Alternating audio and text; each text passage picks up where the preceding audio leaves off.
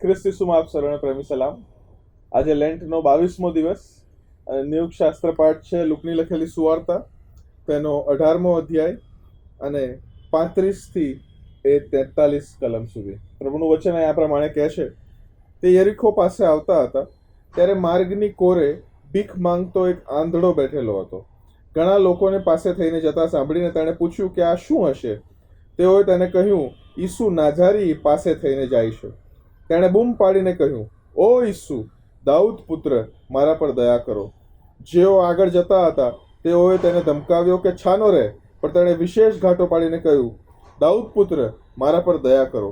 ઈસુએ ઊભા રહીને તેને પોતાની પાસે લાવવાનો હુકમ કર્યો, અને તે પાસે આવ્યો ત્યારે તેમણે પૂછ્યું કે હું તારે માટે શું કરું? તારી શી ઈચ્છા છે? તેણે કહ્યું કે પ્રભુ, હું દેખતો થાઉં. ઈસુએ તેને કહ્યું, તું દેખતો થા, તારા વિશ્વાસે તને બચાવ્યો છે. તે તરત દેખતો થયો અને ઈશ્વરનો મહિમા પ્રગટ કરતો તે તેમની પાછળ ચાલ્યો. તે જોઈને બધા લોકોએ ઈશ્વરની આભાર સ્તુતિ કરી. હું અને તમે ભારત દેશના નાગરિકો છે, અને ભારત દેશની અંદર કોઈ પણ 4 રસ્તે, કોઈ પણ સિગ્નલ પર અથવા બીજી કોઈ પણ એ ધાર્મિક સ્થાનોમાં વગેરે વગેરે મને ને તમને એક એન્ટિટી સાથે ભેટો થાય છે, અને તે છે બેગર, એક ભિખારી. બેગર, એક ભિખારી એટલે એક એવું કેરેક્ટર કે જે પોતાની બેઝિક નીડ્સને પૂરી કરવા માટે પોતાનું બધું સ્વમાન, પોતાનું બધું જેટલો બી ઈગો છે, સેલ્ફ રિસ્પેક્ટ છે, એ બધામાં ઝીરો થયેલી વ્યક્તિ. એટલે કે તમે એને જો એ જે માંગે, કોઈની આગળ માંગવું તમને ખબર છે કેટલું અઘરું છે. It is not a easy task કે પોતાની જાતને, પોતાનું સેલ્ફ એસ્ટીમ ઝીરો કરીને કોઈની આગળ જઈને ભીખ માંગવી. તમે અચૂક એવા ભિખારીઓ સાથે અથવા એવા વ્યક્તિઓ સાથે તમે મળ્યા હશો, તમે એમનો એન્કાઉન્ટર થયો હશે, તમે ક્યારેક પૈસા પણ આપ્યા હશે ને. અને એવા વ્યક્તિનું કેરેક્ટર, એમની સાયકોલોજી સમજવી ઇટ્સ વેરી ડિફિકલ્ટ, કે તેઓ કેટલી મુશ્કેલીઓમાંથી, કેટલા સંઘર્ષમાંથી પસાર થતા હોય છે. Even to fulfil their most basic needs. એ પોતાની સૌથી તાતી જરૂરિયાતો જેને કહેવાય, એ કદાચ ભોજન હોઈ શકે. એમની પાસે એ શેલ્ટર તો નહીં જ હોય, પણ એ ભોજન જેવી તાતી જરૂરિયાત માટે પણ તેમણે લોકોની આગળ હાથ ફેલાવવા પડે. ઘણા બધા એવા બેગર્સ પણ હોય છે કે જે લોકો ડિસેબલ્ડ હોય છે, હાથ ના હોય, પગ ના હોય, અને એવામાં તમે કદાચ કોઈ અંધ એવા બેગરને જુઓ ને, જેની દ્રષ્ટિ ન હોય, એ બેગર પ્રત્યે તો મને તમને ઘણી બધી દયા પણ આવી જાય કે આ વ્યક્તિ પોતાનું કેવી રીતના ગુજરાન ચલાવતો હશે, કેવી રીતના જીવતો હશે. અને એવા જ એક બેગરનો ભેટો મને તમને આજના શાસ્ત્ર પાઠની અંદર થઈ રહ્યો છે. લુક નામ નથી કહેતો, પણ માર્ક જે છે એ સ્પષ્ટપણે નામ કહે છે કે એ જે બેગર હતો એનું નામ હતું બાર્તિમાય નામનો એ જે ભિખારી હતો, જે અંધ હતો, અને તે એ યરીખોની પાસે એ ત્યાં બેસતો હતો. એટલે એણે એની જે જગ્યા હતી ભીખ માંગવાની સ્ટ્રેટેજિકલી પસંદ કરેલી હતી કે જ્યાં એને વધુમાં વધુ ભીખ મળે કદાચ. વાય? કેમ કે અહીંયાથી હવે કેવળ 20 જ મીલની દૂરીએ એ ડેસ્ટિનેશન છે, એટલે કે યરુશાલેમ. હવે યરુશાલેમ તરફ પ્રભુ ઈસુ ખ્રિસ્ત વધારે ને વધારે નિકટ આવ્યા છે, અને અહીંયા ગાડી આ જગ્યા પર સ્ટેશન્ડ આ બાર્તિમાય બેઠેલો હતો. હવે અવારનવાર લોકો યરુશાલેમ તો જતા આવતા, so it was a very, I believe કે એ ટ્રાફિક વાળો એરિયા હશે, કે લોકોની અવર જવર ત્યાં વધારે હોય યરીખોની અંદર વિશેષ કરીને.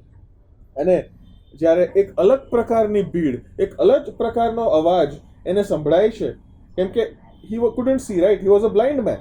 He couldn't see what is happening, but he could hear. અને એને જ્યારે હિયરિંગ સેન્સથી જ્યારે કંઈક અલગ હલચલ એને સંભળાઈ, અલગ મૂવમેન્ટ એને સંભળાઈ, ત્યારે એ આજુબાજુવાળાને પૂછે છે કે આ શું હશે, આ શું હશે? અને ત્યારે પછી સાંભળનારા, એટલે જે લોકોને એણે પૂછ્યું તેઓએ તેને કહ્યું કે ઈસુ નાઝારી પાસે થઈને જાય છે.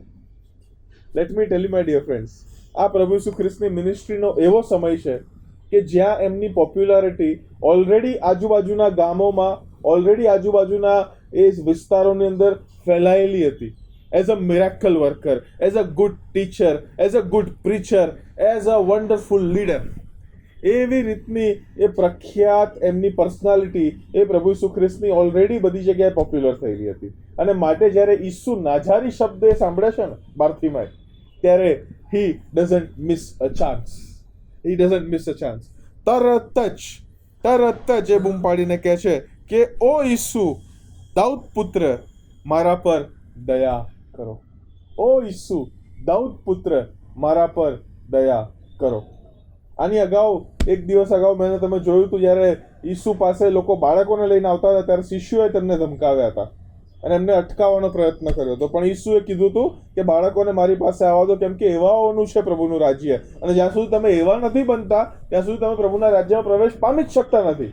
એ એક હિન્ડ્રન્સ બની રહ્યા હતા બાળકો અને ઈસુ વચ્ચે. અહીંયા ગાડી જ્યારે ઓ ઈસુ ઓ દાઉદ પુત્ર મારા પર દયા કર એવું જ્યારે બાર્થિમાય કહે છે, ત્યારે ત્યાંના લોકો એને છાનો કરવાનો પ્રયત્ન કરે છે. They try to stop him, they try to be a hindrance. અને પણ બાર્થિમાયનો જે પર્સપેક્ટિવ હતો ને, લોકોના છાનો રે કહેવાથી એ છાનો થતો નથી, પણ એ કહે છે વિશેષ ઘાંટો પાડે છે. એ વિશેષ ઘાંટો પાડીને કહે છે કે દાઉદ પુત્ર મારા પર દયા કરો. ઘણી બધી વાર ડિસ્કરેજમેન્ટ છે ને, એ મારાને તમારા જીવનમાં બહુ મોટું એ સ્પેસ ઓક્યુપાય કરી લેતા હોય છે. હું ને તમે કંઈક કોઈક વસ્તુ એન્કરેજમેન્ટથી, ઘણા જુસ્સાથી અને આનંદથી અને હર્ષથી શરૂ કરીએ, અને પછી અમુક લોકો મને ને તમને આવીને કે છાનો બેસ. અનુભવ કર્યો છે કદી? હજુ તું આ લેવલ પર આવ્યો નથી કે તું આ કર, માપમાં રહે છે જરી, બહુ પાંખો આવી ગઈ છે તને, બહુ ફાસ્ટ ટ્રેક વાળો માણસ છે, એવા શબ્દો તમારી માટે કદાચ વપરાય. પણ શું હું ને તમે એવા શબ્દો સાંભળીને, ડિસ્કરેજમેન્ટ્સ એ લઈને એ છાના થઈ જઈએ છે? Do we get ડિસ્કરેજ્ડ? બાર્થિમાય આજે મને તમને કહેવા માંગે છે, જ્યારે એવા લોકો તમારા જીવનમાં આવે ને, ત્યારે તમારે વિશેષ ઘાંટો પાડવો જોઈએ. ત્યારે તમે જે કામ કરી રહ્યા છો અને જો કામ પ્રભુની મંજૂરીનું કામ છે, પ્રભુનું કામ છે, તો એ વિશેષ ઘાંટો પાડીને મારે ને તમારે પ્રભુનું નામ ઉચ્ચારીને કામ કરવું જોઈએ. વિશેષ ઘાંટો પાડીને બાર્થિમાય બધા ડિસ્કરેજમેન્ટ્સને, બધી હતાશાઓને, બધી નિરાશાઓને, બધા ડાઉનફોલ્સને બાજુમાં મૂકતા, એની પોતાની જેટલી ડિસેબિલિટીઝ છે, right, he cannot C, he is a beggar, he does not have any self esteem, he does not have any self respect, એ બધી બાજુને પોતાની જાતને, એકચ્યુઅલી ઇન વન સેલ્ફ, પોતાના સેલ્ફને એક સાઈડ મૂકીને વિશેષ ઘાંટો પાડીને કહે છે એ દાઉદ પુત્ર મારા પર દયા કર. બાર્થિમાય ઈસુને ઓળખી ગયો. he is the son of David, he is the son of David. કેમ કે એ પરિચય આપનાર લોકોએ એને કેવો પરિચય આપ્યો હતો કે ઈસુ નાજારી પસાર થઈ રહ્યો છે, right, but he is calling him a son of David. એ દાઉદનો પુત્ર કહે છે. That means he already had some knowledge અને પ્રભુ ઈસુ વિશે સાંભળેલું છે. અને પછી આગળ એ લુક, એનું જે કમ્પેશનની થીમ છે, મેં તમને અગાઉ પણ કહ્યું હતું કે લુકની શરૂઆતના અધ્યાયમાં, ત્યારબાદ ટાઈમ ટુ ટાઈમ એ પ્રભુની દયાની થીમ, કમ્પેશન ઓફ જીસસની થીમ એ છે. અને અહીંયા આગળ આ જે બાર્થિમાય અંધ જે ભિખારી છે, તે પણ પ્રભુ ઈસુને કહે છે કે મારા પર દયા કર. પ્રભુ ઈસુ ખ્રિસ્ત દયાની પોકાર હોય અને દયા ના દર્શાવે એવું શું બને? પ્રભુ ઈસુ ખ્રિસ્ત, આગળ લખ્યું છે, ઈસુ ઊભા રહ્યા. એ માર્કેટ પ્લેસ એરિયાને તમે કલ્પના કરો, એટલી બધા લોકોના કલબલને તમે કલ્પના કરો, એ પગના ચાલવાના અવાજને તમે કલ્પના કરો.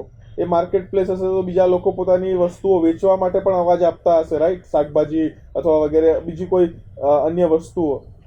પણ એ બધાની અંદર જ્યારે પ્રભુ ઈસુ ખ્રિસ્ત એ બાર્થિમાયનો વિશેષ ઘાંટો સાંભળે છે, વિશેષ બૂમ સાંભળે છે, ત્યારે પ્રભુ ઈસુ ખ્રિસ્ત એ ઊભા રહેશે.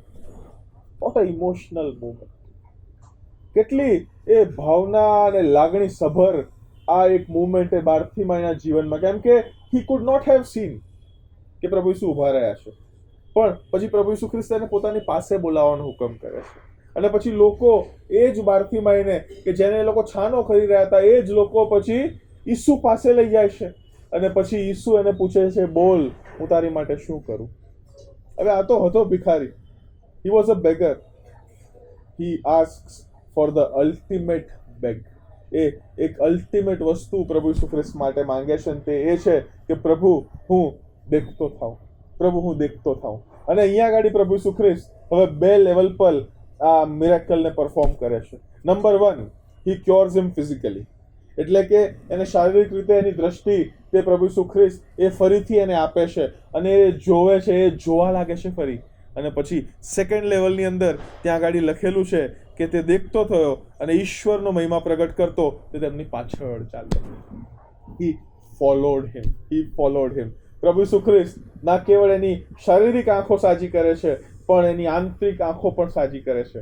That he could see who is the Lord, Jesus Christ. He could see which is the path, Jerusalem and the cross. અને તરત જ એ બાર્થિમાય ઈસુની પાછળ ચાલવા લાગે છે. અને પછી ત્યાં આગળ લખેલું છે કે લોકો એ બધું જોઈને ઈશ્વરની આભાર સ્તુતિ કરવા લાગ્યા. મારા વાલાઓ, એ હતાશાઓ, નિરાશાઓ, એવા અમુક કેરેક્ટર્સ આપણા બધાના જીવનના ભાગ છે કે જેઓ મને તમને નીચે પાડવા માંગે છે, જેઓ મને તમને અટકાવવા માંગે છે, કે જેઓ મને તમને આપણી વચ્ચે એ હિન્ડ્રન્સ બનવા માંગે છે. But let me tell you my dear friends કે એ બધા ડિસ્કરેજમેન્ટ્સને દૂર કરતા જો હું ને તમે સાચા પથ પર હોઈએ, સાચા માર્ગ પર હોઈએ, સાચા રસ્તાની કોર પર બેઠેલા હોઈએ, અને જો ઈસુ મને તમને એ ઈસુનો ભેટો થાય, તો મારે ને તમારે એ બધા ડિસ્કરેજમેન્ટ્સને બાજુમાં મૂકીને વિશેષ ગાંઠો પાડીને ઈસુ પાસે જવું અને પછી પ્રભુ પાસે એ દ્રષ્ટિની માંગણી કરવી. અને જો પ્રભુ મને ને તમને એમની દ્રષ્ટિ આપે તો nothing can stop us. And the ultimate result is that we end up following Jesus Christ, who is on the way to the Jerusalem and who is on the way to the cross. And ultimately it is going to be resulting good for you and me. લોકો તો કહેશે, પેલું કહેશે ને હિન્દીમાં એક વ્યાખ્યાન છે, ગીત છે, કુછ તો લોગ કહેંગે, લોગો કા કામ હે કહેના. બટ બાર્થિમાય એ બધી વાતોને ઉપર જઈને એ ઈસુ તરફ ધ્યાન આપે છે. મારે ને તમારે પણ એ લોકોના અવાજને, એ લોકોના ઘોંઘાટને બાજુ પર મૂકીને ઈસુ તરફ ધ્યાન આપવાનું છે. અને ઈસુની તરફ જઈને એ ઈસુ તરફથી જે મળતી દ્રષ્ટિ છે એ મારે ને તમારે લેવાની છે. That is the vision of Christ. અને એ વિઝન સાથે પછી મારે ને તમારે ઈસુની પાછળ ચાલવાનું છે. That is what we are cold to do.